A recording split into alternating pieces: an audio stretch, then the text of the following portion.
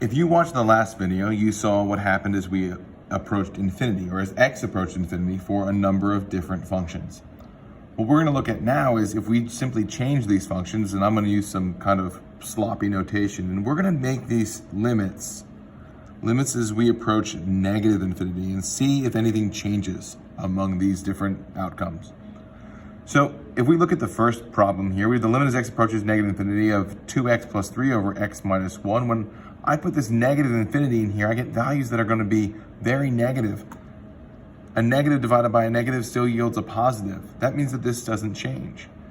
That means for this particular function, if we take a look at this end behavior as a predictor for horizontal asymptotes, we really are going to just have one horizontal asymptote at y equals 2.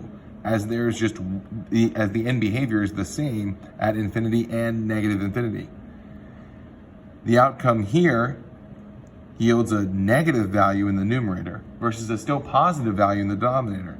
That means that this is going to end up being negative infinity when we change this to be a limit as x approaches negative infinity. For the next problem, we end up with a positive over a positive. And, well, there's really no negative 0 anyway, but this still stays 0 as an outcome. Here, when we put negative infinity in for x and we sort of consider what's happening there, we end up with a still positive value in the denominator, but our numerator becomes negative. This changes our value to negative 4/3. That means that this particular function has a horizontal asymptote at 4/3 and at negative 4/3. It would have two different horizontal asymptotes based on its end behavior. As you might guess, the end behavior for sine in either direction doesn't approach any particular value, so the limit doesn't exist.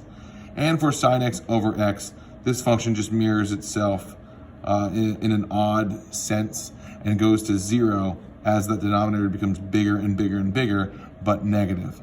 So this limit doesn't change when we change this to be negative infinity.